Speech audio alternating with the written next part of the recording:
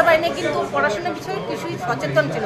ওকে কোনো সময় বলতে হতো না, কোনো সময় পড়ার পিছনে যেমন মাস্টাররা সহযোগিতা করেছে, টিচাররাও সহযোগিতা করেছে এইভাবে পড়লে, কিন্তু ও আবার নিজের গাফিলতি নেই, ও নিজেই যেভাবে পারে, কোনো বাধা ধরার নিয়ম থাকতো না, যখনই পেয়েছে তখন বইটা নিয়ে বসে পড়েছে। ওর পড়াশোনার পেছনে আপনারা কতটা খেটেছেন? পড়াশোনার পিছনে যেমন ও বলছে মা আমাকে ইতিহাসের শর্ট কোশ্চেনগুলো ধরলে খুব ভালো হয়, যখনই পেয়েছি ওকে শর্ট কোশ্চেনগুলো ওকে নিয়ে ধরছি, ও বলছে ঠিক আছে আমাকে এইভাবে যদি শর্ট কোশ্চেনগুলো ধরো তাহলে আমার মাথায় থাকবে, আমি সেটা লিখতে পারবো। এটাই। এখন ছেলেকে কি তৈরি করবেন ভাবছেন? ও তো এখন মেডিকেল, আচ্ছা স্যার মেডিকেল নিয়ে পড়ার ইচ্ছা, ও বায়োলজিতে খুবই ভালো। কতটা গর্ব মনে হচ্ছে? খুবই গর্ব মনে হচ্ছে। এবার যে কোশ্চেন এসেছে, কোশ্চেন এবার তো টাপি আসছে, স্ট্যান্ডার্ড আসছে, সেই অনুসারে যে নাম্বারটা করেছে তাতে আমরা খুশি।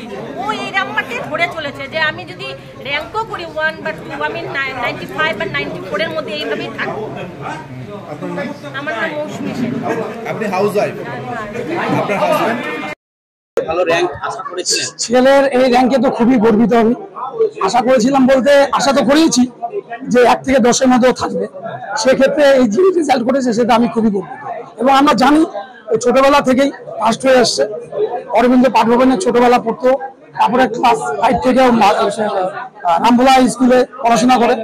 সেক্ষেত্রে আমরা জানি কোনোবারই ও ছোট থেকে 10 অব্দি কোনো সময় ফার্স্ট ছাড়া সেকেন্ড হয়। সেক্ষেত্রে আমরা একটা আশা রেখেছি, এবং যেগুলো বাদ বাকি পরীক্ষাগুলো দিয়েছে আর কি, পাঠপান্ডা বলুন, প্রচেষ্টা বলুন, মক টেস্টগুলো ছোট থেকে ওকে দেওয়া, কারণ বিজ্ঞান অভিজ্ঞান ভূগোল এক্সামিনেশন এগুলো তো সবকিছুতেও র্যাঙ্ক ছিল। সেক্ষেত্রে একটা আশা রাখি আর কি, যে মাধ্যমিকে যাতেও একটা পজিশন পায়। এতটুকু। পড়াশোনা ধরুন গদ দ্বারা পড়াশোনা করতো না, কিন্তু তবুও যখন সময় পেতে পড়তো, ধরুন তাও সারাদিনে 2 ঘন্টা বসে পড়তো। পড়াশোনা বাদে আর কি প্রভাব? পড়াশোনা বাদে অঙ্কন, তারপর হচ্ছে আপনার আবৃত্তি, তারপর হচ্ছে আপনার কুইজ, এগুলো নিয়ে সব নিয়ে গানও করতো।